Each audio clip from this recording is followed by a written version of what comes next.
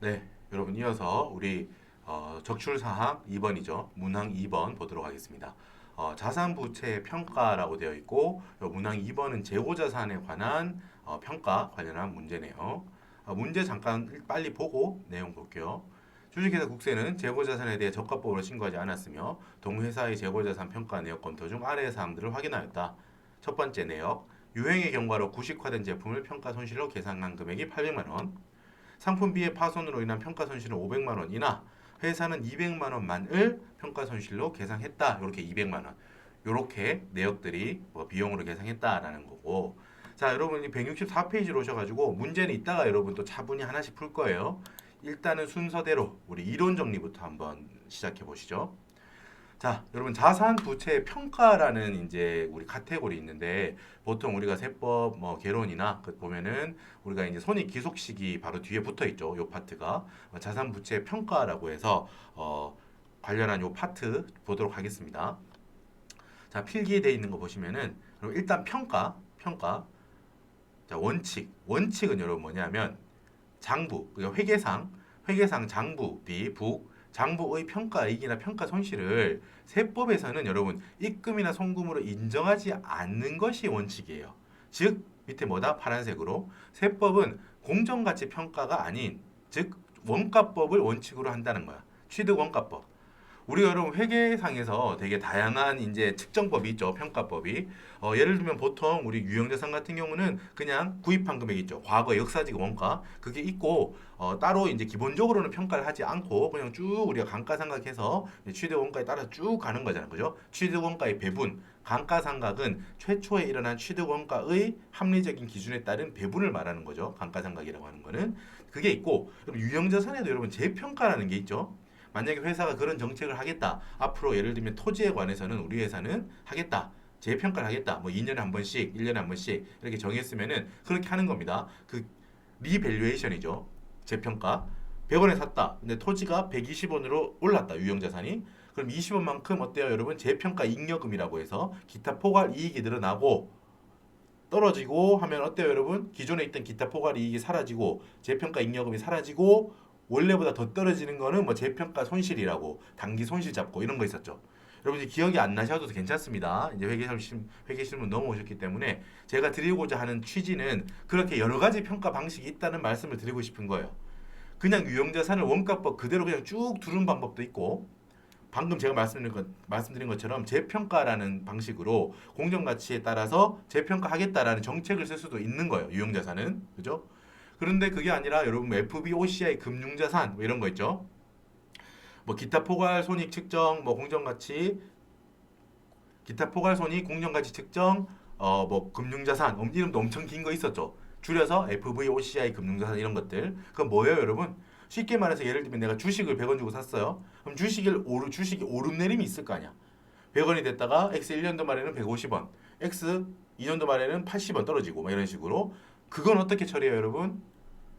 주식 그거는 매도 옛날 기준으로 하자면 매도 가능 뭐 이제 평가 이익이라고 해가지고 매도 가능 증권 평가 이익이라고 해서 그 기타 포괄 손익으로 증가분을 이렇게 잡아주잖아. 오르는 거 내리는 거 전부 다 기타 포괄 누계액 쪽에서 관리해 주잖아요. 중요한 거는 자산 가치의 변동, 그 공정 가치가 바뀌는 거를 장부에 반영하고 있다는 게 중요해요. 그 변동분을 단기 손익으로 인식할 것이냐, 기타 포괄 손익으로 인식할 것이냐, 뭐 이런 차이는 있지만 중요한 건 뭐다? 이 자산의 장부 금액을 새로 평가한다는 게 중요해. 매년 이렇게 시간이 가면서.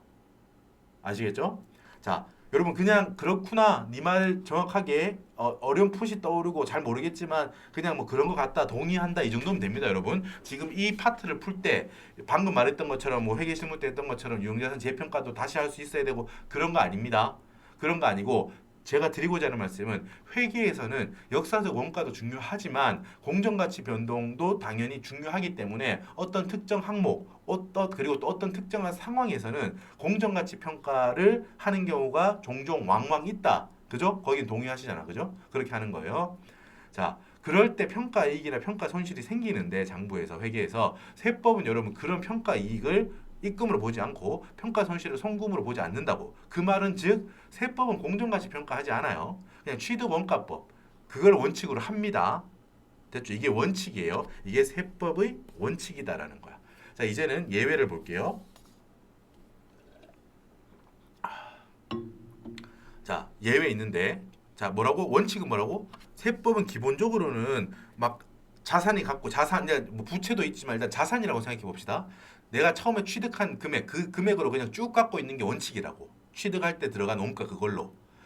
시장가는 계속 바뀌겠죠. X1년도 말에는 뭐 비싸졌다가 싸졌다가 하는데 그거를 반영하지 않는 게 그대로 100원에 샀으면 100원이라고 쭉 가는 게 세법의 원칙인데 예외가 여러 가지 있다는 거예요. 보세요. 1번 첫 번째 예외 보라색 줄이 3개 있죠. 기억, 니은, 디귿 뭐 법률에 의해야 돼요. 법률에 일단 다 읽을게요. 법률에 의한 유형자산의 평가 증이니까 올라가는 거예요. 증가한다. 이익을 말하는 겁니다.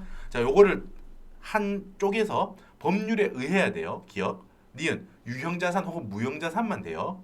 디귿 평가 증이어야 돼요. 올라가는 거. 이것만 인정해 줍니다. 그러니까 기억, 니은, 디귿을 실수하기 쉬우니까 한번 읽어봅시다. 주의하자. 기억. 그러니까 법률에 의해야 돼요. 니은, 디귿을 성립하더라도 요건 엔드 요건이기 때문에 기억, 니은, 디귿은 엔드 요건인 거예요. 그죠? 법률에 의해야 되고 유형 혹은 무형자산이어야 되며 평가 손실이 아닌 평가 증일 때만 인정한다. 지금 이 말이에요. 그죠? 기억 분석해 보면 뭐다? 법률에 의해야 돼. 그러니까 법에 의하지 않고 이사회 뭐라 그랬어요? 회사 안에서 대표이사, 전무이사 모여가지고 야 우리가 갖고 있는 자산 저거 우리가 증시킬까? 평가 이익 한번 내볼까? 인정하지 않는다고요. 알겠죠? 취지를 알겠죠? 임의로 하면 안 된다는 거야. 그건 인정하지 않겠다는 거야. 법률에 정해져 있어야 돼요. 뭐 보험업법 이렇게 나와요. 우리 시험에 보면 중요한 건 법이야 법. 법에서 그걸 인정했다는 게 중요한 거야. 이사회 이런 거는 임의로 자기들끼리 막 장난치는 이렇게 보시면 돼. 그건 인정 안 해. 됐죠? 니은. 자, 유형 혹은 무형자산만 돼요.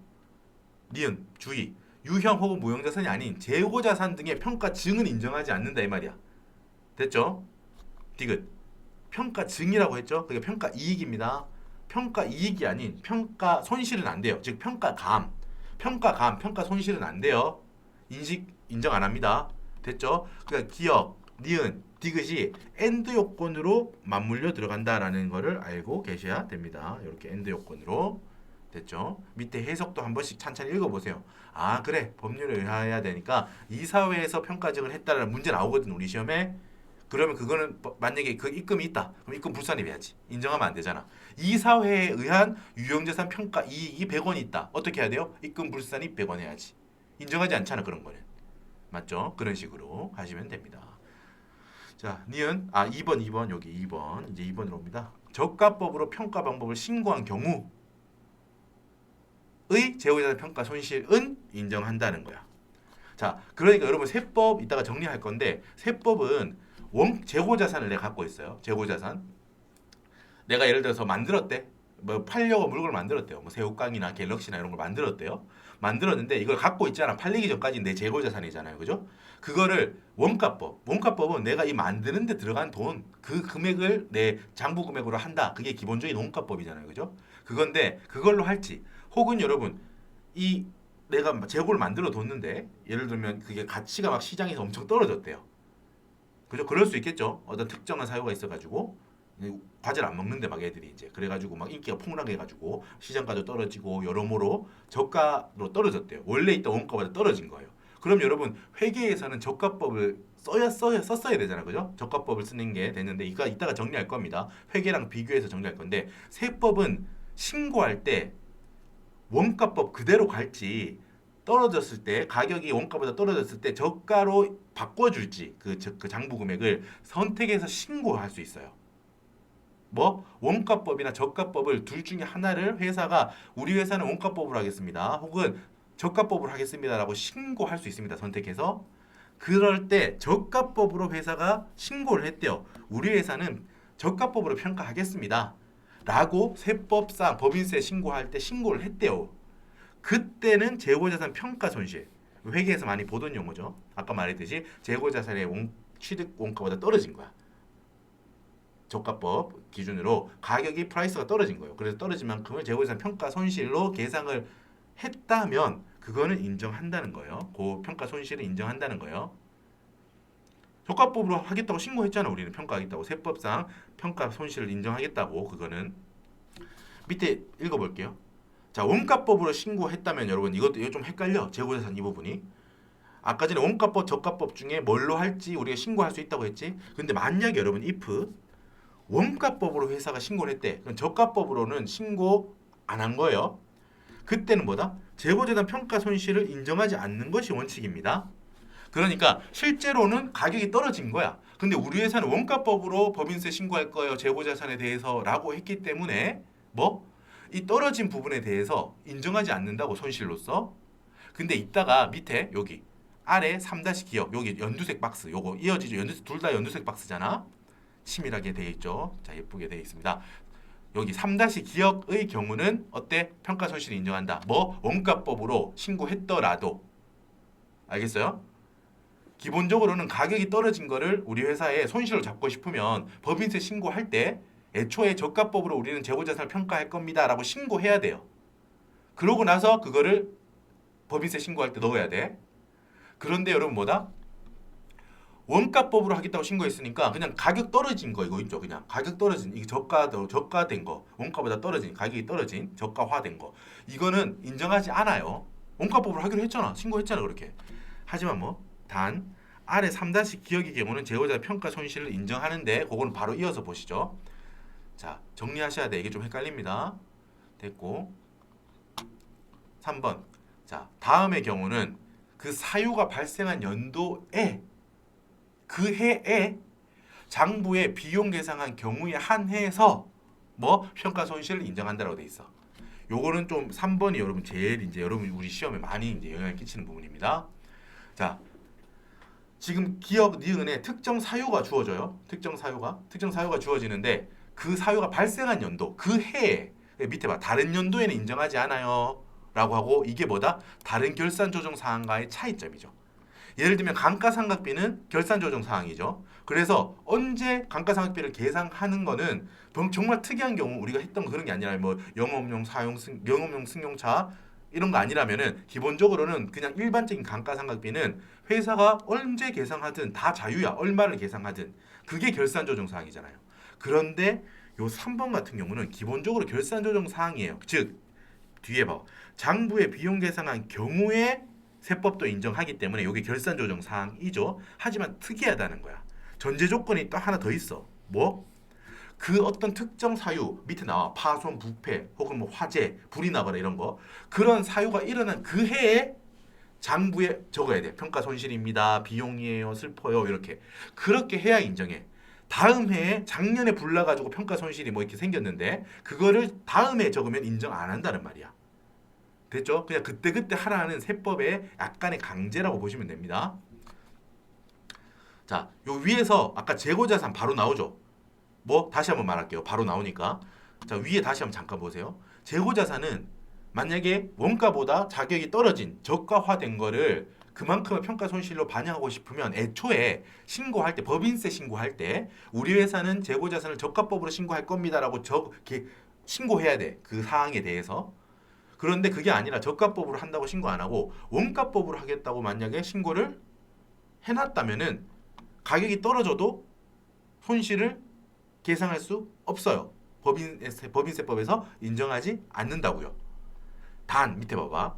근데 원가법으로 했더라도 이 대전제가 있는 거예요. 뭐? 원가법으로 신고 날렸을게요. 신고했더라도 원가법으로 하나도 못 알아보겠네. 자, 원가법으로 신고했더라도입니다. 원가법으로 신고했더라도 뭐 파손 또는 부패로 인해서 정상가액으로 판매할 수 없다면은 그 평가 손실을 인정한다고 하거든요. 자, 뭐 차이점이 뭐예요, 여러분? 저가법이라면은 꼭 파손 부패, 그러니까 부서지거나 파손되거나 썩었어, 부패되거나 이렇게 해서 가격이 떨어진 게 아니더라도 저가법으로 신고했다면은 다른 사유로 가격이 떨어진 것도 인정한다는 이 말이에요. 근데 원가법이라면은 단 요 경우만 내가 갖고 있는 재고자산이 부서졌대요. 아니면은 썩었대. 뭐 신선 제품 이런 건데 썩었대요. 그때 손실만 인정하겠다는 거예요. 원가법으로 신고했다면은. 그리고 뭐 그 사유 있죠. 파손 일어났죠. 새우깡이 부서졌어요. 갤럭시가 부서졌어. 부패했대요. 새우깡이. 그 해, 그 파손이나 부패가 일어난 그 해에만 비용, 그 해에 꼭 평가 손실이라고 장부에 비용으로 계상을 한 경우에만 세법이 인정한다는 거예요. 송금으로. 그러니까 밑에 여러분 다른 게 또 여기 있다는 거예요. 다른 거의 사례. 유행이 지났다. 그리고 단순한 가격 하락이다. 내가 팔려고 예상했던 마진 이만큼 남기고 새우깡 팔려고 했는데 가격이 막 떨어져서 내가 갖고 있는 새우깡 원가 돈 들어간 것보다 더 떨어졌대. 막 이런 식으로. 그리고 진부와 야 새우깡 요즘 누가 먹어? 여러분 실제로 저한테도 그런 소리 하시는 분 있던데 여러분 새우깡은 맛있잖아. 스테디셀러야. 다 이유가 있다고 클래식한 데는. 자 이건 농담이고 아무튼 진부화는 여러분 이제 유행이 지났다 이 말입니다. 그래서 예를 들면 가격이 떨어졌다는 거야. 그거는 인정하지 않습니다. 요것도 여러분 구별할 수 있어야 돼요. 그러니까 우리 시험에 여러분 사실 제가 정확하게 강의하기 위해서 처음에 저가법, 원가법 이렇게 했지만 애초에 저가법으로 신고한 경우는 우리 시험에 잘 안 나와요.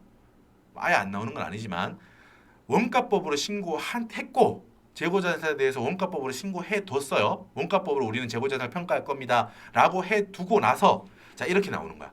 파손이나 부패가 일어났어요. 그럼 또 예를 들면 그 해에 안 했다는 거예요. 평가 손실을. 근데 그 다음에 평가 손실을 비용으로 잡았대. 그럼 어떻게? 인정 안 하죠. 송금 불산입해야지. 왜? 사유가 발생한 연도에 엔도 요건. 사유가 발생한 연도에 장부의 비용 계산까지 해야 돼요. 두 가지. 그냥 언제든지 장부의 비용 계산만 하면 되는 게 아니라고.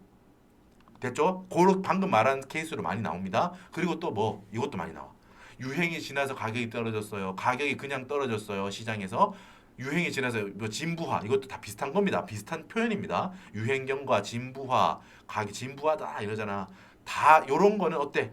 이걸로 만약에 평가 손실을 잡았다. 이걸 인정 안 돼요. 바로 송금 불산입해야 돼. 요렇게 구별할 수 있어야 됩니다. 됐죠? 자, 재고자산에 대한 정리를 이렇게 했습니다. 까다로웠지만 우리는 이제 잘할 수 있어요. 자, 이제 유형자산 볼게요. A. 천재지변, 화재, 수용, 폐광으로 인해서 파손 혹은 멸실됐대요.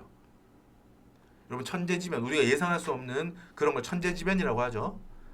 자, 불났대요. 화재. 수용. 우리 뭐 나라에서 먼저 이렇게 수용해 간다고 하잖아. 뭐 땅 같은 거 있는데 그거 뭐 나라에 뭘 하기 위해서 그거 가져가야겠다라고 하고 뭐 이렇게 뺏어가는 거 뭐 그런 거 있어요. 러프하게 말면 돼. 저도 정확하게 몰라요. 아무튼 수용해 간다고 해요. 수용, 폐광, 뭐 광산을 이제 문 닫나 봐요. 아무튼 여러 가지 뭘 문 닫고 이렇게 함으로 해서 불이 나거나 수용당하거나 천재지변 사건 누가 봐도 여러분 타당한 사건, 큰 사건이 난 거야 이거.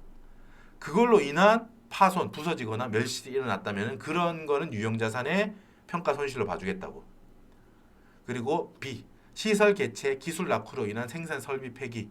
요것도 여러분 요 표현 자체로 외워두세요. 시설 개체, 기술 낙후. 요것도 좀 이제 그 뭐 낡았다 요 정도 느낌만 가져가시면 돼요. 시설 개체, 기술 낙후로 인해서 생산 설비가 이제 폐기해야 됐다 그런 거예요. 내용 연수 경과됐다는 거는 안 됩니다. 밑에 적어놨죠? 내용 연수가 그러니까 단순히 원래 사용하려던 내용 연수가 지났기 때문에 유형자산 평가 손실을 잡겠다, 손상 차손 잡겠다 이건 안 됩니다. 자, 다만 또 B의 경우 비만가액 1,000원을 남겨둬야 된다고 했어요. 원래 만약에 이게 100만 원짜리다. 근데 시설 개체 기술 낙후로 인해서 생산 설비를 폐기할 거다. 그러면 어때요? 송금으로 인정하는 건 99만 9천 원까지라는 거예요. 1,000원은 남겨두라는 거야. 만약에 시설 개체 기술 낙후로 인한 생산 설비를 폐기했다. 장부 금액 100만 원인데 그걸 전액을 비용으로 100만 원 잡았다라는 거야. 그럼 어떻게 하겠어요, 여러분? 만약에 그렇게 했다는 거야. 송금으로 비용으로 100만 원 전액을 잡아뒀대. 어떻게 해요? 어떻게? 1,000원은 남겨야 되잖아. 1,000원은 비용화하면 안 된다고, 그죠? 송금 불산입 1,000원 유보해야 돼요. 1,000원은 남겨두라고. 여러분 비망이라는 게 잊지 말기 뭐 이런 거요. 비망, 안일비 뭐 이제 망 잊지 말라는 거야. 잊지 말기 위한 가액이야. 1,000원이 여러분 실질적으로 이제 금액적인 크기 때문에 남겨두는 게 아니에요. 장부에 이것까지 없애버리면 얘가 실제로 없는 건지 폐기 상태로 그냥 있는 건지 이게 구별이 안 되니까 장부에 이걸 도라는 거야. 아예 처분은 안 했잖아. 아직 폐기 상태이기 때문에 갖고 있는 상태니까 그 말입니다. 이 비만가액이라고 나오는 건 다 그런 의도예요. 보다 보면은 공부하다 보면 뭐 주식 이런 것도 비만가액 1,000원 이런 거 나오거든요. 그거 다 그런 의미입니다. 아예 다 전액을 다 까버리면은 확인이 안 된다는 거예요. 장부에서 아예 눈에 안 보이니까 차후에 몇 년 뒤에 잊지 말기 위해서 1,000원은 남겨둬라 이 말이에요. 자, 이제 바로 디귿 유가증권 나오죠. 그 대표적인 게 주식입니다. 이 주식은 보세요. 비만가액 1,000원 무조건 다 남겨둬야 돼요. 남겨둬야 됩니다. 어떤 상황이든. 주식은 그냥 종이기 때문에 요거를 안 남겨두면 관리가 안 돼요. 아예 사라진 걸로. 아예 판 거랑 구별이 안 돼요. 자, 주식 유가증권 주식을 일단 떠올리시고, 자 A하고 B. 자 A 뭐다? 발행법인이 파산한, 요거 좀 주의하셔야 돼요. 파산한 주식. 자, 근데 이때 파산은 여러분 발행법인이 모든 법인에 해당됩니다. 상장법인이든 비상장법인이든 상관없어.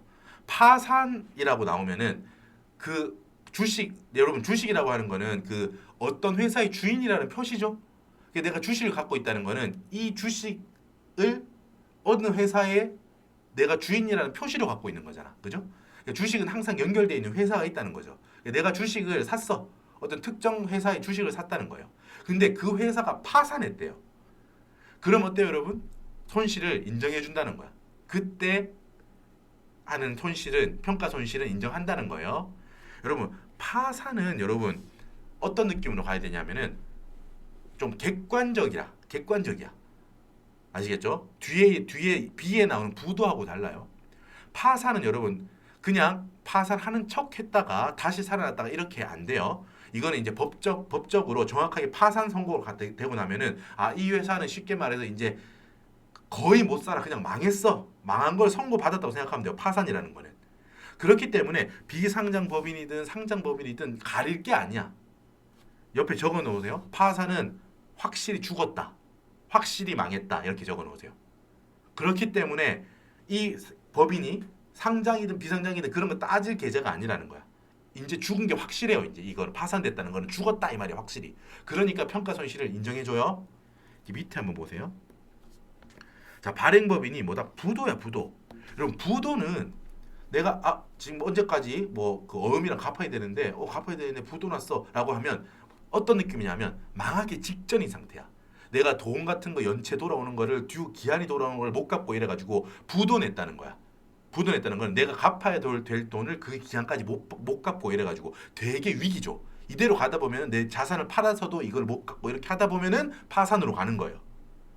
그죠? 그러니까 부도는, 그냥 파산은 위에 적을 때 제가 여러분 우리 말로 적읍시다. 완전 망함 이게 파산이고, 부도는 뭐 망할 것 같다.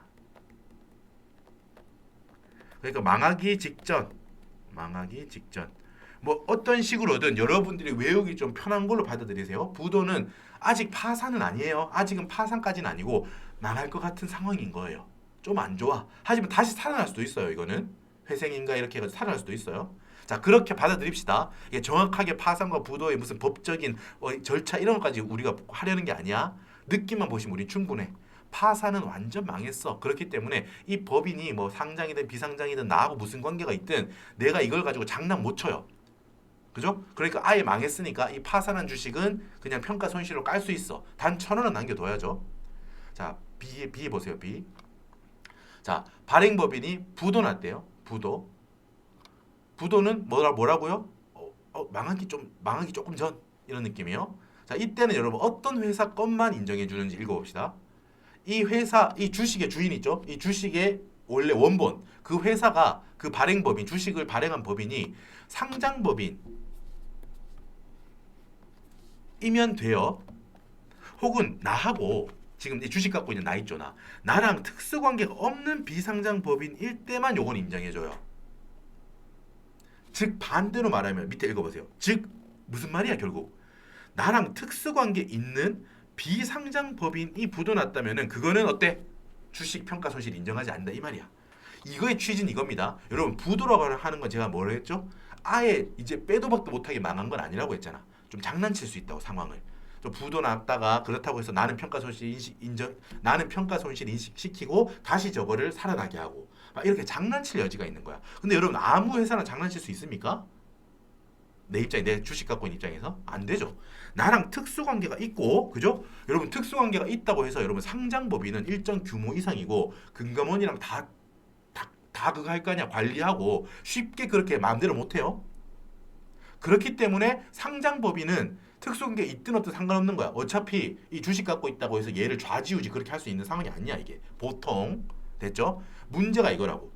나랑 특수관계 있고 여러분 상대적으로 상장법인에 비해서 관리도 허술하고 규모도 작은 비상장법인인 경우는 내가 주식 갖고 있으면서 이 평가 손실을 인식하기 위해서 장난칠 수 있다는 거야. 저쪽 부도 비슷하게 낸 다음에 부도 났으니까 이 주식 손실 인정받을래요. 세금 감면 이렇게 감면이 아니고 세금 적게 낸 다음에 또 저거 살리고 또 장난치고 이럴 확률이 있기 때문에 결국 여러분 이거 하나만 외우면 되지. 부도는 어떤 경우에는 안 된다? 부도도 기본적으로 된다고 머리 외우면 되고 어떤 경우에는 안 된다? 특수관계 있는 비상장 법인의 경우에는 부도는 인정 안 한다. 됐죠? 됐죠? 이렇게 파산은 그 원래 원본이 되는 발행법인이 어떤 경우는 상관없어. 뭐 파산은 아예 그냥 객관적으로 망한 거니까 파산 성공한 거니까 모든 법인 뭐 그 상장이든 비상장이든 나하고 특수한 게 있든 없든 상관없고 파산했다는 거는 빼도 박도 못하게 이제 정해진 거야. 그러니까 그때는 그런 주식은 다 당연히 비만가액 1,000원까지는 빼고요. 1,000원은 빼고요. 그리고 B는 뭐 부도는 웬만하면 봐주는데 어떤 경우는 장난칠 여지가 있다. 주식 갖고 있는 나랑 특수관계 있는 비상장 법인의 주식을 내가 갖고 있을 때는 부도 난 것만으로는 인정 안 한다는 거야. 평가 손실을. 됐죠? 자, 여러분 여기 재고자산 밑에 잠깐 좀 더 살펴볼게요. 재고자산 165페이지. 자, 여러분 여기 참고라고 해서 제가 기본적으로 여러분 재고자산의 평가는 여러분 어떻게 평가해요? 기말 재고자산 금액의 평가. 여러분 회계실무 할 때 제일 많이 보게 되죠. 첫 번째, 회계실무 문제 1번. 회계실무를 10번 치면 9번은 1번이 재고자산이죠. 그죠? 그리고 가장 많이 나오는 거. 기말 재고자산 금액 구하는 거. 거의 관련된 것들. 그죠? P 곱하기 Q. 오랜만에 듣죠? 가격 곱하기 수량이에요.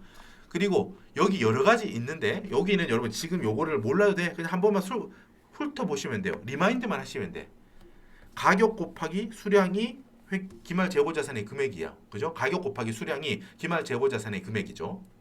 가격을 정하는 방법은 여러 가지가 있는데 뭐 평균법, 선입선출법, 개별법 이렇게 있었고 개별법 같은 경우는 회계실무에서는 안 물어봤죠? 워낙 쉽고 당연한 거기 때문에 평균법 아니면 선입선출법이었어요. 수량을 정하는 방법은 계속기록법 아니면 실질재고조사법. 그죠? 계속기록법 아니면 실질재고조사법. 이렇게 2x2 시험이 많이 나왔죠. 평균법, 그리고 선입선출법, 계속기록법, 실질재고조사법. 이렇게 이어지니까 총 4가지 방법에 대해서 잘할 수 있어야 된다라고 했고 어때? 선입선출법은 뭐였죠, 여러분? 개념만 봅시다. 내가 먼저 들어온 게 먼저 팔린다 이런 뜻이에요.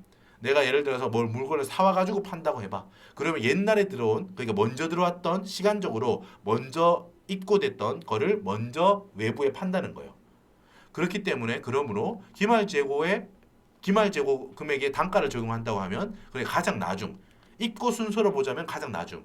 그러니까 지금 시점에서 보자면 가장 최근의 매입 단가를 적용해서 기말 재고 자산 금액을 구해내면 되겠죠.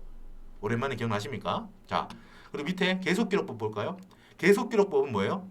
자, 순서 1, 2 요거는 순서입니다. 매출 원가부터 먼저 나오는 거야. 1번. 1년 동안 있다고 하면 매출은 계속 잘게 생기겠지. 그때마다 매출이 일어날 때마다 매출 원가를 계속해서 기록하는 방법이야. 그러고 나면 자연스럽게 우리가 총 판매 가능 상품에서 매출 원가를 다 빼고 나면 자연스럽게 기말 재고를 차액으로 찾아낼 수 있다. 이게 기본적인 계속 기록법이었고 실질 재고 조사법은 야, 물건 팔릴 때마다 귀찮게 일일이 다 매출 원가 어떻게 다 계속 기록하냐.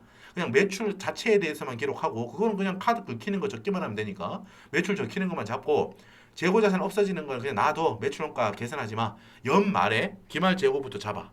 기말 창고를 열어서 기말 재고 창고를 열어서 창고에 남아 있는 숫자 있지. 그치? 세 보면 나올 거 아니야. 기말 재고를 실사하는 거예요. 그게 실질 재고 조사법. 자, 실질 재고 조사에서 창고에 남아 있는 거 말고는 다 팔렸겠지. 1번. 기말의 창고에 실사해서 재고 자산 기말 금액을 확정해.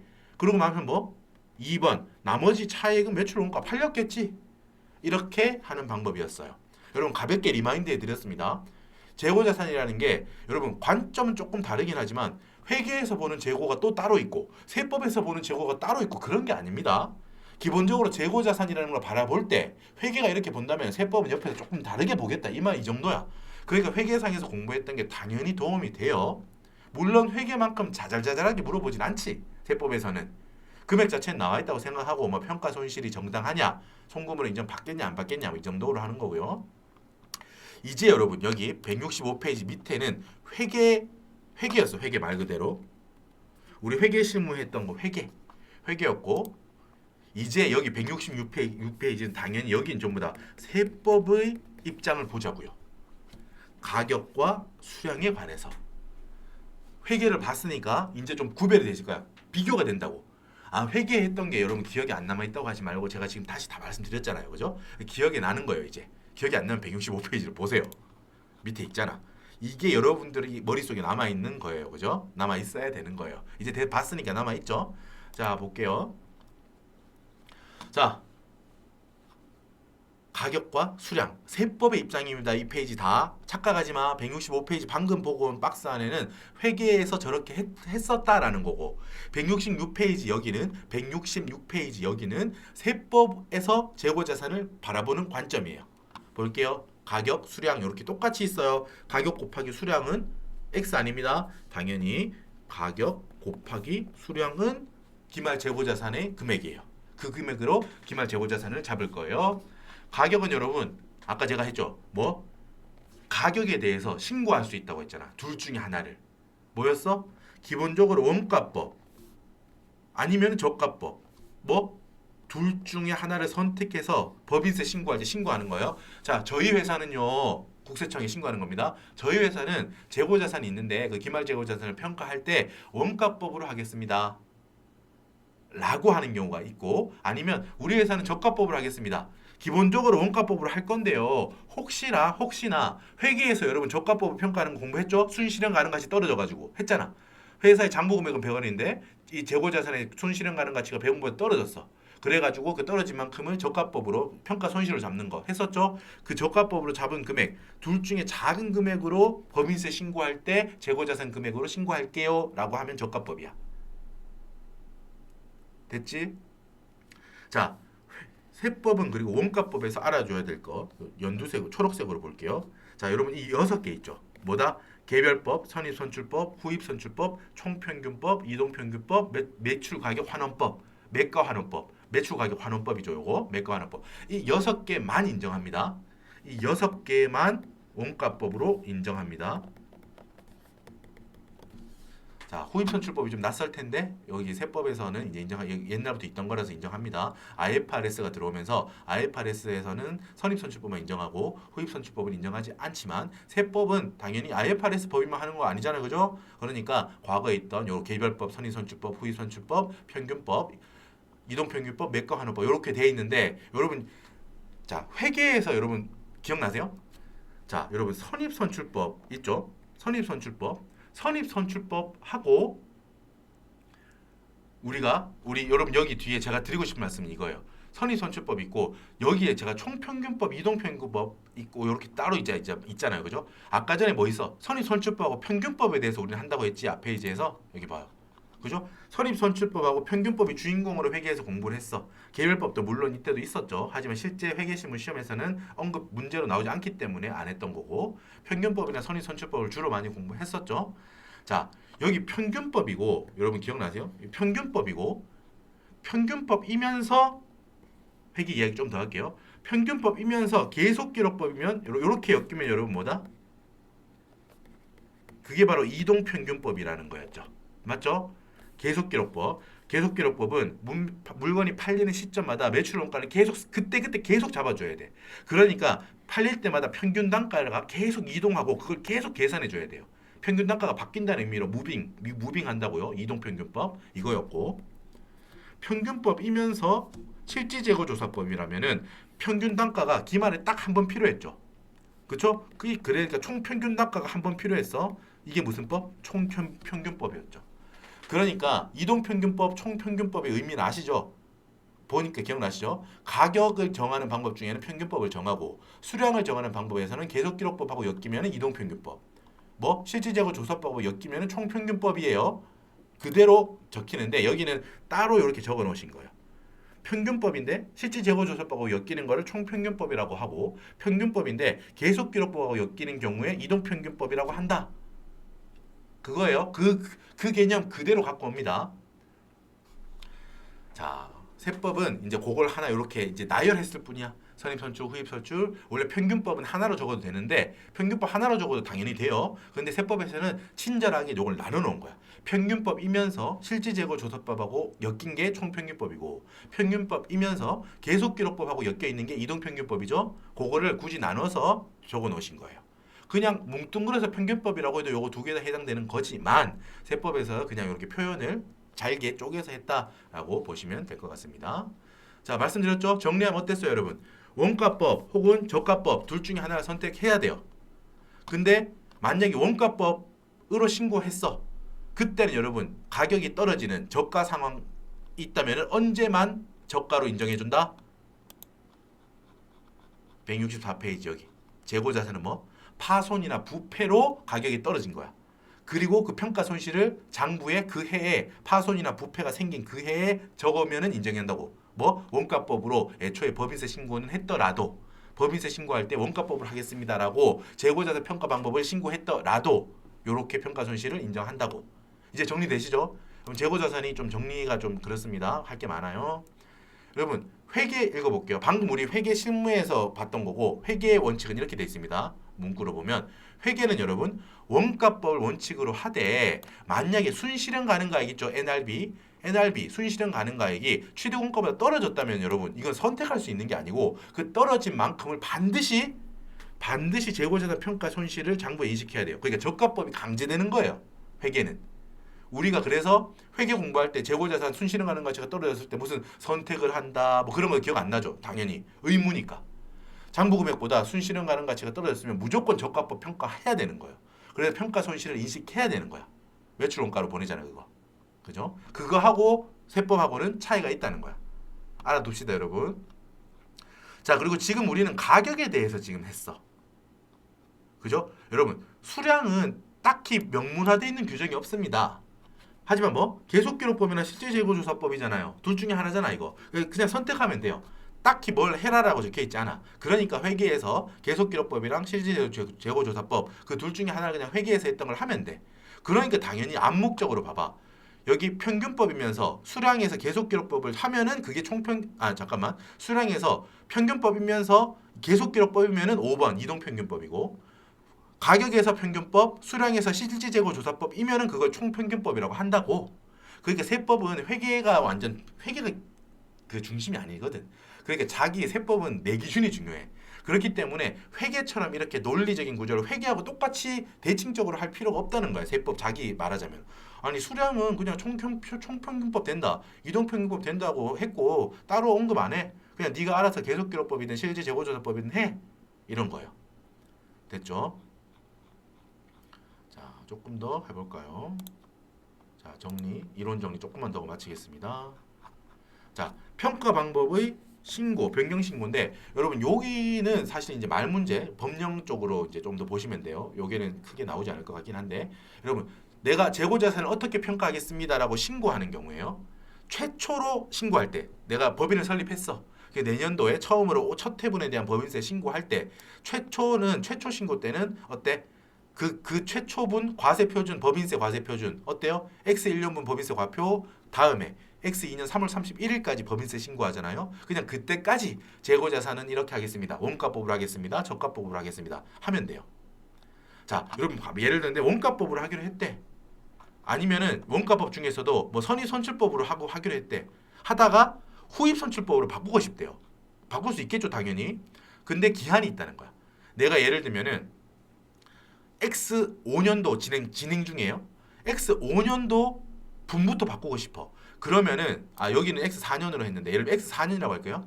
X 4년도요. X 4년도에 대한 법인세부터 후입선출법으로 바꾸고 싶어. 그럼 언제까지? X 4년 9월 30일까지 해야 됩니다. 변경할 연도 종료 3개월 전까지. 됐죠? 그리고 무신고 그리고 임의 변경 시 평가 방법이 있는데 신고를 아예 안 했대. 뭐 선입선출법이든 원가법 중에서 뭘 할지 정해야 돼요. 근데 무신고 때 그러면은 선입선출법입니다. 외워두셔야 돼요. 무신고, 아예 신고를 안 했다는 거야. 그러면 선입선출법이고 내가 바꾸겠다고 신고 안 했어. 그래놓고 내가 마음대로 바꿨어. 그게 바로 임의 변경이죠. 법인 마음대로 임의로 변경한 거예요. 그렇다면은 맥스 둘 중에 큰 금액으로 해요. 무신고 시 평가 방법인 선입선출법으로 계산한 재고자산 금액 1항 임의 변경 전에 당초에 내가 신고했던 방법 있죠. 그 금액 중에 큰 걸로 합니다. 됐죠? 임의 변경이란 거에 대해서 밑에 설명했죠. 신고 내가 해놓은 평가 방법 외에 자기 멋대로 다른 걸로 하거나 아니면 어때요? 예를 들면 요 변경 신고 봐봐. X4년 9월 30일까지 내가 후입으로 바꾸고 싶으면 요 전에 했어야 돼. 그런데 내가 10월 5일에 해놓고 바뀌었겠지라고 하고 후입으로 한 거예요. 후입선출법으로 그냥 신고한 거야. 그럼 어떻게 돼요? 그건 임의 변경으로 본다고요. 그럼 선입선출법이랑 원래 당초 신고한 방법이랑 계산해서 큰 금액으로 다시 평가하는 거야. 장부 금액이랑 비교해서.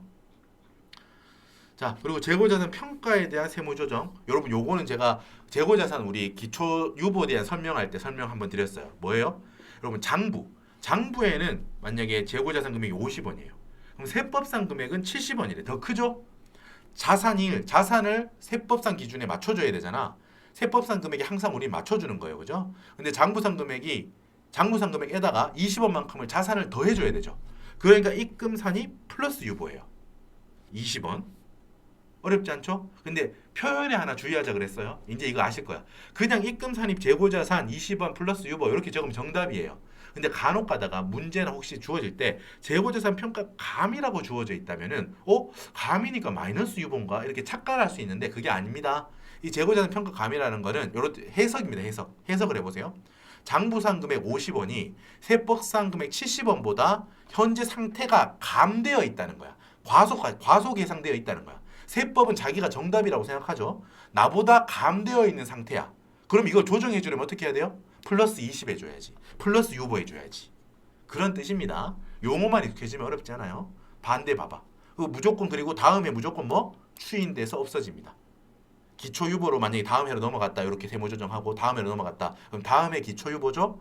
그거는 무조건 시작하자마자 세무조정 시작하자마자 추인하고 시작한다. 플러스 유보로 넘어왔다면 마이너스 유보로 추인해서 없애줍니다. 마이너스 유보로 넘어왔다면 당연히 플러스 유보로 추인해서 없애주고요. 됐죠? 자, 만약에 세법 장부에는 80원이라고 적어놨는데 세법은 나는 40원이야. 그럼 이렇게 맞춰줘야 돼요. 항상 세법상 금액을 우리는 정답으로 봅니다. 40원만큼 자산을 깎아내야 돼. 그때 뭐 써요? 마이너스 유보 쓰는 거죠. 송금 산입이고요. 여기 표현 이제 증 아시겠어요? 이제 말해볼까요? 자, 세법상 금액인 40원 정답인 금액 40원보다 장부상 금액인 80원이 더 커져 있는 상태야. 더 증되어 있는 상태예요. 과대 계상되어 있는 상태야. 그렇기 때문에 나는 마이너스 유보로 깎아내겠습니다. 이거예요. 자, 되셨죠? 자, 여러분 수고 많으셨고 이제 이론 정리 이렇게 끝났습니다. 자산 부채에 관한 이제 평가인데 사실 이거 말고도 이론 정리할 건 당연히 많은데 일단 우리 범위 안에서 이 정도면 충분히 한 것 같아요.